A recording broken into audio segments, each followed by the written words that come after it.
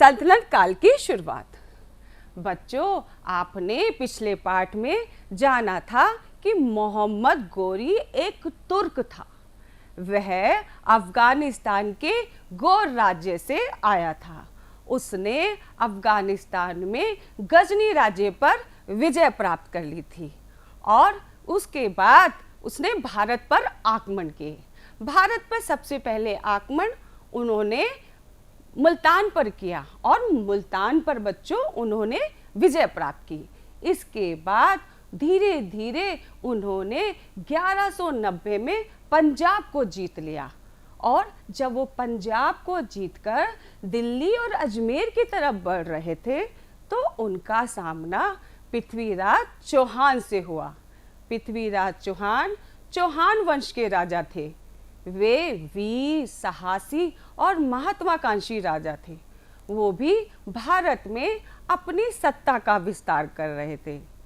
इसलिए इन दोनों के बीच मतलब मोहम्मद गोरी और पृथ्वीराज चौहान के बीच युद्ध की स्थिति बन गई और इन दोनों के बीच करनाल जिले में तराइन के मैदान में 1191 में तराइन का पहला युद्ध हुआ। इस युद्ध में पृथ्वीराज चौहान हैं वो विजयी रहे बच्चों और मोहम्मद गोरी जो हैं वो पराजित हो गए। जब मोहम्मद गोरी पराजित हो गए तो वो वापस अफगानिस्तान चले गए और वहां जाकर उन्होंने अपनी सेना का विस्तार किया, अपनी सेना को मजबूत किया और ठीक 1 साल बाद भारत पर आक्रमण किया।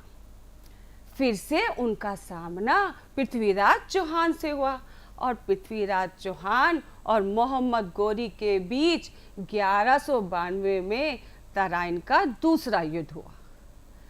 इस युद्ध में पृथ्वीराज चौहान जो हैं पराजित हो गए बच्चों और मोहम्मद गोरी विजयी रहा। मोहम्मद गोरी की विजय के साथ ही भारत में तुर्कों के लिए द्वार खुल गए और बच्चों वहीं से भारत में सल्तनत काल की शुरुआत हो गई। और क्या हुआ बच्चों, जब ये लोग आए, ये तुर्क शासक जो थे, इनका रहन सहन, इनका खान पान, इनका धर्म भारतीय राजाओं से अलग था। इनके शासन करने का तरीका भी अलग था।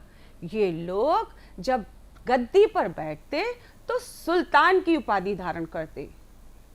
तुर्कों ने दिल्ली को अपना केंद्र बनाया बच्चों और भारत में 320 वर्ष तक राज किया। अब 1206 ईस्वी में मोहम्मद गोरी की मृत्यु हो गई। उस समय लगभग पूरा उत्तर भारत उसके अधीन था। उसने भारत की शासन व्यवस्था को चलाने के लिए योग्य गुलाम नियुक्त किए थे। ये गुलाम भारत की शासन व्यवस्था को देखते थे और संभालते थे। उन्हीं में से एक योग्य गुलाम कुतुबुद्दीन ऐबक था। जब बच्चों कुतुबुद्दीन ऐबक ने मोहम्मद गोरी की मृत्यु का समाचार सुना तो उसने स्वयं को भारत में तुर्क शासक घोषित कर दिया। मतलब उसने भारत की सत्ता संभाल ली और अब जो है उसका राज्य तुर्क सल्तनत कहलाया।